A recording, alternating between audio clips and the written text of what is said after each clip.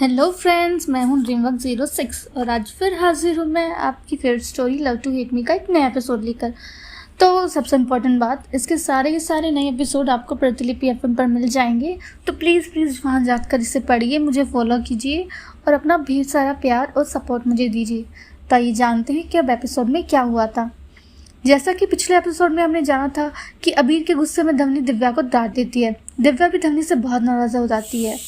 धवनी अबीर को उस मॉडल के साथ देख लेती है। दिव्या धवनी से कहती कि वो अबीर से प्यार करने लगी है, पर धवनी उसकी बात नहीं मानती है। अब आगे धवनी दिव्या की बात से अपने आप को डाइवर्ट करने के लिए वहाँ टेरेस पर आ जाती है। वो जब टेरेस पर आती है तो उसे वहाँ पर एक ब्लैक टी शर्ट और ट्राउज़र में एक लड़का खड़ा दिखाई देता है, जो देखने में काफ़ी फिट और लंबा लग रहा था। धवनी को पता नहीं क्यों वो अबीर जैसा लगा। धवनी को लगा कि उसे अब सब जगह अबीर दिखाई देने लगा है। धवनी को लगा कि वहाँ खड़ी होकर वो किसी का प्राइवेट टाइम खराब कर रही है, इसलिए वो पीछे मुड़कर जाने लगती है। पर तभी वो आदमी पीछे मुड़कर देखता है। वो धवनी को जाते हुए देखता है और हैरानी से कहता है, धवनी। धवनी ने जब अपना नाम सुना तो हैरान होकर पीछे मुड़कर देखती है और हैरानी से कहती है, अबीर। दोनों वहाँ पर हैरान से खड़े रह जाते हैं और एक दूसरे को काफ़ी देर तक हैरानी से देखते रहते हैं।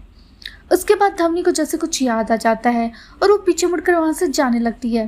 तभी अबीर ने उसे रोकते हुए कहा, धवनी तुम यहाँ कैसे? ये सवाल सुनते ही धवनी को जैसे एकदम से बहुत गुस्सा आ गया और वो बोली, मेरा यहाँ होना इतनी हैरानी की बात नहीं है अबीर, जितना तुम्हारा यहाँ होना। अबीर कंफ्यूज होकर बोला, मतलब? धवनी बोली, तुम तो शायद आउट ऑफ कंट्री थे ना। धवनी की ये बात सुनकर अबीर के मुंह पर जैसे ताला लग गया और उसने अपने मुंह पर हाथ फेरते हुए कुछ जवाब देने के बारे में सोचा, पर उससे कुछ जवाब देते हुए बन नहीं पड़ रहा था। अबीर को इस तरह से रिएक्ट करते देख धवनी को लगा कि अबीर मानो उससे कुछ छुपा रहा हो। अब तो धवनी को अबीर और उस मॉडल के अफवाह के बारे में पूरा भरोसा आ गया था और जैसे ही उसे ऐसा लगा, उसे लगा कि मानो उसके अंदर कुछ टूट गया हो। अबीर से कुछ जवाब देते ही नहीं बन रहा था। धवनी का गुस्सा फूटने वाला था। अबीर कुछ सोचकर बोला, वो धवनी मैं। पर अबीर आगे कुछ कहता उससे पहले ही धवनी चिल्लाकर बोली, शट अप अबीर, तुम्हें पता है हमारा रिश्ता क्या है? अबीर अपने चेहरे पर थोड़ा कॉम्प्लिकेटेड एक्सप्रेशन लाके बोला, मतलब? धवनी मानो कुछ कहते कहते रुक गई और सोचने लगी कि वो क्या कहने जा रही है। ये कि वो उसकी पत्नी है। अबीर क्या सोचेगा कि उसके मन में क्या है? क्या वो क्लियर नहीं है कि ये जस्ट एक कॉन्ट्रैक्ट मैरिज है? अबीर भी मानो धवनी से कुछ सुनना चाह रहा हो। वो धवनी की बात दोहरा कर बोला, तुम किस बारे में बात कर रही हो धवनी?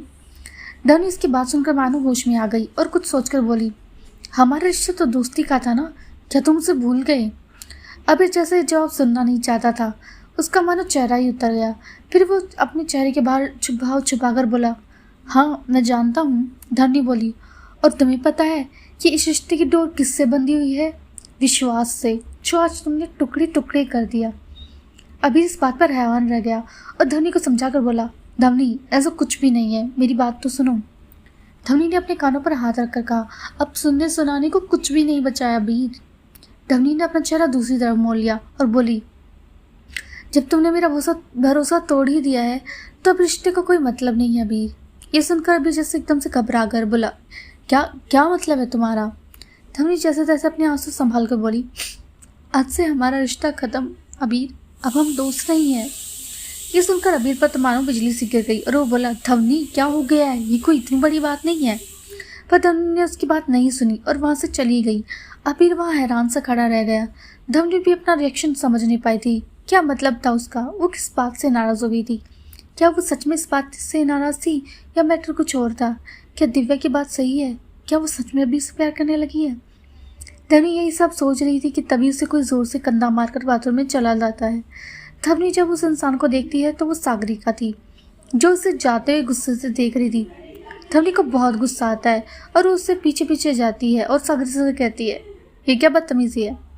तभी शीशे में देखकर लिपस्टिक लगा रही सागरिका बड़े एटीट्यूड से कहती है और धवनी के पास आ जाती है और बड़े एटीट्यूड से कहती है, मेरी चीज़ों से दूर रहो। धवनी उसकी बात सुनकर हैरत में पड़ जाती है और सोचती है कि क्या सच में अबीर और सागरिका एक हो गए हैं? तो फिर रेवा का क्या? क्यों हुई धवनी अबीर से इतना नाराज़? क्या है सागरिका की बातों का मतलब? क्या सच में एक हो गए हैं अबीर और सागरिका? जानने के लिए बने रहिए मेरे साथ सिर्फ और सिर्फ मेरे चैनल होप पर। Thanks for your love and support.